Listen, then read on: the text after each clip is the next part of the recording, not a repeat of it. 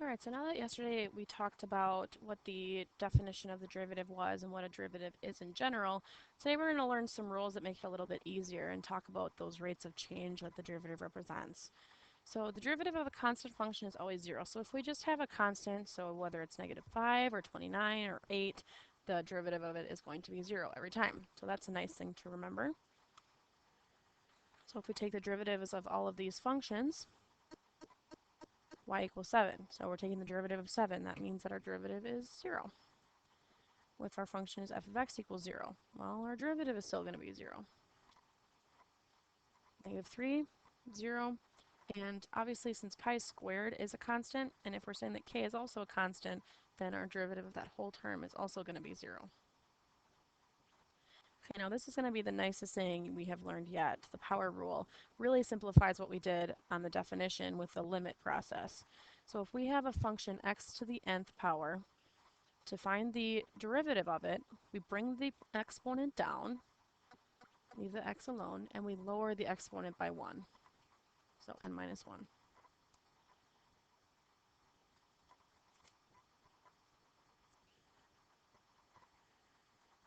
Okay, so using that power rule, we're going to find the derivative of all these different functions. So the derivative, f prime of x, equals, we're going to bring that 3 down, leave x alone, and lower the 3 to 2. Alright, that was easy enough. For part B, we need to make sure that we rewrite it in terms of the exponent, so we can use the exponent rule. So the cubed root of x is also the same thing as saying x to the 1/3. So if we take the derivative of that, bring the 1/3 down, and lower it by 1. So we're still lowering it by a whole number, which would be -2/3. We generally want to rewrite them with a positive exponent, so I'm going to rewrite this as 1/3 times x to the 2/3.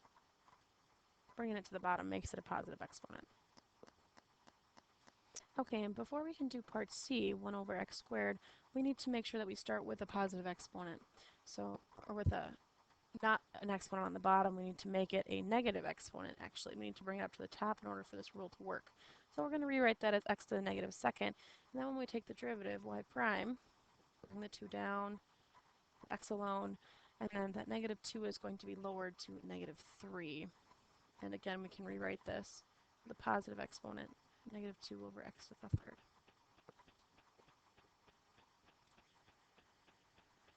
Find the slope of a graph. So we're going to find the slope of the graph at all these different x values. So first we need to find the derivative of x to the 4th, which is 4x cubed.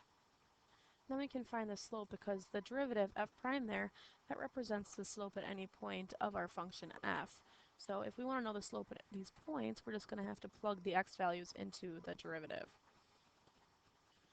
So for -1, 4 times -1 to the 3rd. -1 to the 3rd is -1 times 4 is -4.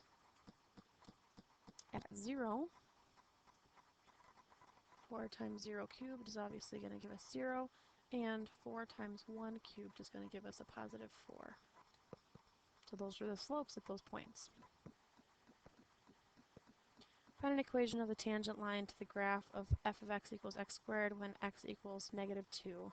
So we need to find the equation of the tangent line, we need a point. So we just have the x value, so to get the whole point, we're going to put the -2 back into our function. So that's going to give us -2, 4. That's the point we're going to work with. So we need to find the derivative because we need to find what the slope is at -2, 4. So that's f prime of x. Bring the power down, lower it by 1. That's just 2x to the 1st, just 2x. And we want to know what the equation of the tangent line is at -2, 4. So we need to put in the x value to find out what the slope is, which is -4. And then we're going to use point slope form of a line, which is y minus y1 equals m times x minus x1 to find the equation of the tangent line. Y minus 4 equals -4 times x plus 2. I'm okay with you leaving it that way. You did all of the calculus so far. Okay, a constant multiple rule. If we have a differentiable function, which means we can take the derivative of the function anywhere, and we have a real number c out front of the function, so c times f of x, then we can also take the derivative of c times f of x. All we have to do is multiply the c out to the front of the derivative. So using that rule, we want to rewrite this as 2 times x to the negative 1, because we can take the derivative of x to the negative 1 and multiply it by 2 later. So we had to bring the exponent up to the top before we could take the derivative. So 2 times negative 1 x to the negative second, multiply the 2 in, negative 2x to the negative second, and we want to bring that exponent down to make it positive, negative 2 over x squared. If you can see how to multiply the constant in right away, you don't have to pull it out like that every time, but while we're still learning how to do the basic derivative, I think it's going to be the easiest thing to do. So 4/5, we're going to leave that out front, take the derivative of t squared, which is 2t, and then we can multiply the 2 by the 4/5, which is going to give us 8/5. C we need to rewrite first as an exponent, which is 1/2. Leave the 2 out, bring the 1/2 down, lower it to negative 1/2. 2 times 1/2 is just 1. 1 over x to the 1/2. Okay, this one's pretty tricky. So we have a 1/2 out front, and that function, if we bring the exponent up to the top, is x to the negative 2/3. When we take the derivative, we can leave the 1/2 out, multiply by negative 2/3 to bring the exponent down, x to the negative 5/3 exponent, and that's negative 1/3 x to the negative 5/3, or negative 1 over 3 x to the positive 5/3. And the last one, I'm going to keep that negative 3/2 out to the front. If we have an x, it's just x to the 1. I'll rewrite that over here so we can visualize this. X to the 1. We're going to bring that 1 down and then lower the exponent to 0. Anything to the 0 power is just 1. So our whole answer for this one is negative 3/2. Now we're going to be able to recognize as we go on that anything that's just a linear function is just going to be the number out front. So in this case it was negative 3/2. Okay, using parentheses, making sure that we pay attention to those and do the parentheses before we take the derivative of a function. We're going to rewrite this. 5/2 x to the negative 3. Take the derivative here, 5/2 times negative 3 x to the negative 4. And we're going to simplify. Negative 15 over 2x to the 4. This is what we were just doing up above, only a little bit more difficult with some parentheses to distribute before we take the derivative. Okay, we're going to take the derivative of this one. We first need to rewrite it because that 2x on the bottom means that we're cubing everything inside those parentheses. So this is 5/8 x to the negative 3 because we had to cube the 2 as well. So 5/8 times negative 3x to the negative 4, which is negative 15 over 8 x to the 4. Okay, this next one we're going to rewrite, and because there's a negative exponent on the bottom, that becomes a positive exponent on the top. Take the derivative,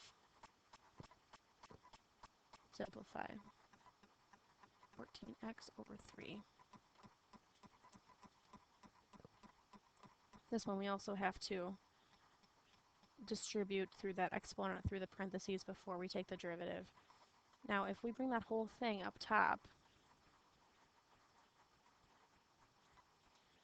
that becomes, we're going to square everything, 3 times 3 squared is 9, times 7 is 63 x squared. So differentiating 63 times 2x, which is 126x. So obviously between the red and the black that we just did, those look very similar when we started, but they ended up very differently, so we need to make sure we pay close attention to the parentheses. Sum and difference rules. If we have two differentiable functions that we're adding and subtracting either way, If we add them, we can still just take the derivative and add them. Same thing with the difference. So that means we can do whole polynomials now instead of just individual terms. So the derivative of x cubed is 3x squared. The derivative of negative 4x is negative 4. And that 5, since it was constant, goes away. The derivative of negative x to the 4th over 2 is negative 4 over 2x cubed plus 9x squared minus 2. This term can be changed into negative 2.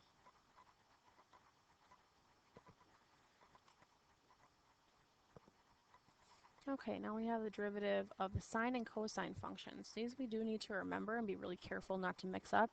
The derivative of sine is always going to be positive cosine of x, and the derivative of cosine of x is always going to be negative sine of x. So if we're taking the derivative of 2 sine x, it's 2 cosine x. We'll take the derivative of 1/2 sine of x, it's 1/2 cosine x.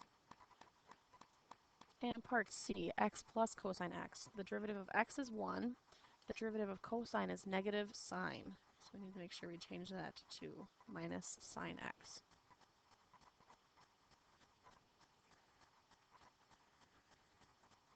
Okay, rates of change. So we have an object moving in a straight line. A function s gives position. It's called the position function. To find the average velocity, we find the change in x over the change in time, which is delta s over delta t. So here we have a billiard ball dropping from a height of 100 feet.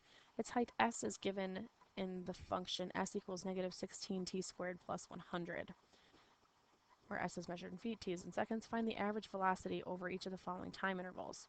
So we're trying to find the change in s over the change in t. So we need to know what the value of s of 1 is and what the value of s of 2 is, since that's what the starting and ending points of our interval is. So we're just plugging in 1 and 2 into s to find out what these positions are. S of 1 is 84, s of 2 is 36. So change in s is 36 minus 84. We're dividing it by change in time, which is the interval 2 minus 1. So negative 48 over 1, which gives us negative 48 feet per second.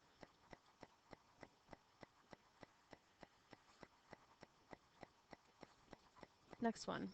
We still have s of 1. We still need to find s of 1.5. In this case is 64. So now we have 64 minus 84 over 1.5 minus 1, which is negative 20 over 0.5, which is negative 40 feet per second. Now this is just average velocity that we're finding right now. Part C, we need to find what s of 1.1 is. And it is 80.64. So now 80.64 minus 84 over 1.1 minus 1, negative 3.36 divided by 0.1, negative 33.6 feet per second.